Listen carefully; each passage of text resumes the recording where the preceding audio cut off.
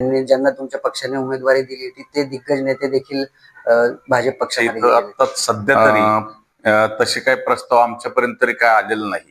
नमस्कार, नागरिक शस्त्र न्यूज मध्ये आपलं स्वागत आहे. आज आपल्या सोबत आहेत खडकवासला विधानसभा मतदारसंघाचे अध्यक्ष काकासाहेब चव्हाण. काका, काय सांगाल? आता सध्या पुणे महानगरपालिकेची निवडणुका जाहीर झालेल्या आहेत आणि आपली उमेदवारी प्रभाग क्रमांक 33 मधून आहेच, त्याचप्रमाणे आपलं पॅनल अजून झालेलं नाही.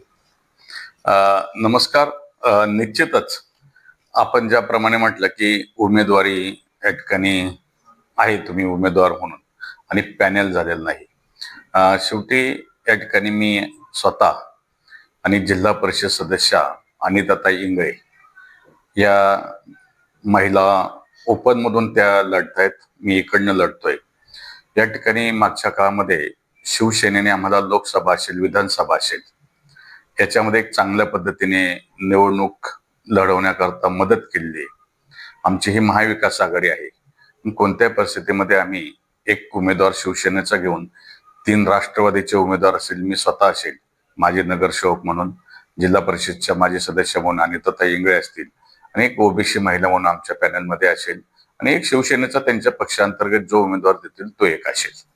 पण सध्या पुणे महानगरपालिकेमध्ये दोन्ही राष्ट्रवादी एकत्र येण्याच्या ज्या काही चर्चा आहेत, तर तुमच्या प्रभागामध्ये त्याचा काही फरक?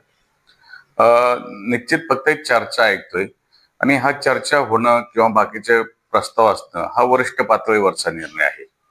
आजची तर आमची परिस्थिती, आम्हाला तर शिवसेना बरोबर घ्यायचीच.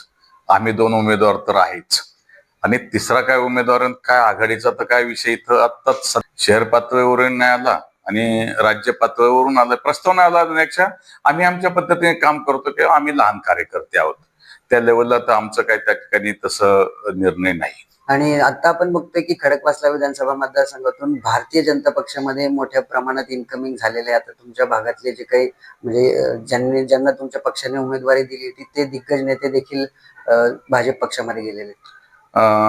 प्रश्न असा आहे की पहिला प्रश्न विचारता तुम्ही की भारतीय जनता पार्टीमध्ये मोठ्या प्रमाणामध्ये इन्कमिंग होत आहे.